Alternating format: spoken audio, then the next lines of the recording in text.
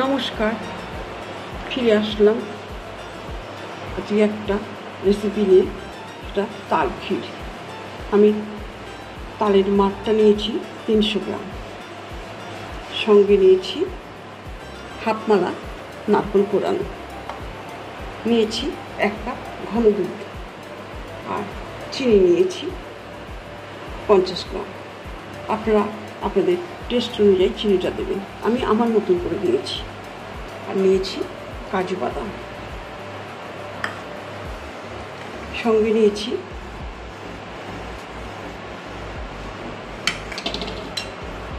কিশমিশ, সঙ্গে নিয়েছি কাজু বাদাম আর এলাচ গুঁড়ো। তাহলে দেখুন আমি কীভাবে তাল ক্ষীরটা করছি। আমি গ্যাস অন করে কড়া বসিয়ে দিয়েছি, তাতে তালের মাঠটা দিয়ে দিয়েছি, দিয়ে একটু সময় নেড়ে নিয়ে বাকি জিনিসগুলো দিয়ে দেব।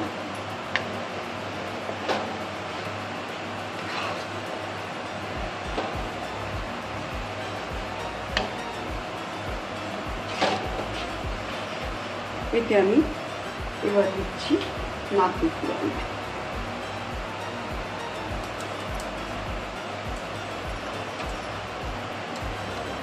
নারকেল কোরানোটা দিয়ে আমি একটু নেড়ে নিচ্ছি।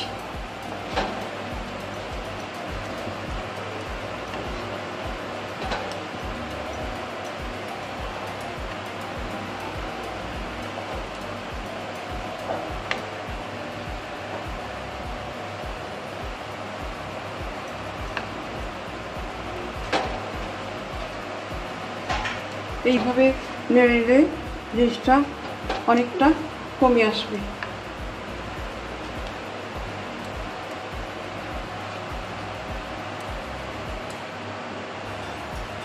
এবার আমি এতে দুধটা দিয়ে দিচ্ছি। দুধটা আগে থাকতে ফুটিয়ে আমি ঘন করে রেখেছি, সেটা আমি 1 কাপ দিলাম। আপনাদের তালের মান অনুযায়ী আপনারা বাকি জিনিসগুলো দেবেন, আর মিষ্টিটা আপনাদের টেস্ট মতন দেবেন, যেমন পছন্দ করেন তেমনই দেবেন। আমি আমার মতন করে দেব।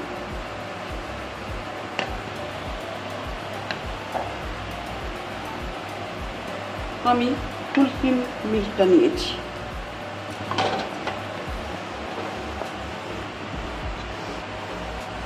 এবার আমি এতে চিনিটা দিয়ে দিচ্ছি। চিনিটা আমার টেস্ট মতন আমি দিচ্ছি।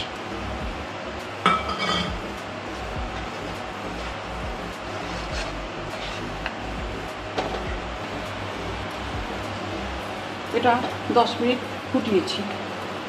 এইরকম থিকনেসটা হবে, কাঁচা গন্ধটা কেটে গেছে। এমনি করে করে নেড়ে নেড়ে এটাকে তৈরি করতে হবে। তলার থেকে এরকম গোল গোল করে ঘুরিয়ে, যাতে তালের এটা গন্ধটা কেটে যায় এবং ফুটে গিয়ে সুসেদ্ধ হয়ে যায়। এবার আমি এলাচ আর কাজু বাদাম কুচনোটা দিয়ে দিচ্ছি।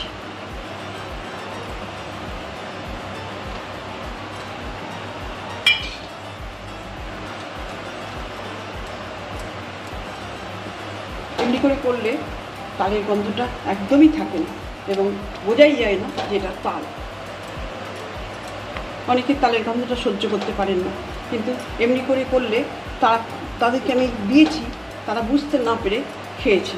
খেয়ে বলছে আমি তাল তো খাই না, কিন্তু এটা তো আমি তো বুঝতে না পেরেই খেয়ে নিলাম, আমার তো কোনো অসুবিধা হলো না। তাহলে এমনি করে করলে তালের গন্ধটা কেটে যায় এবং খেতেও খুব সুস্বাদু পায়। এবার আমি কিশমিশটা দিয়ে দিচ্ছি।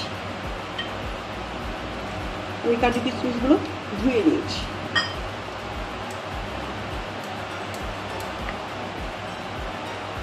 আর একটু সময় নেড়ে আমি এটা কমপ্লিট করে দেবো। ক্ষীরটা 10 মিনিট হয়ে গেছে, আমি এটা তৈরি করছি। এবার আমি কমপ্লিট হয়ে গেছে, আমি এবার সার্ভ করে দেবো।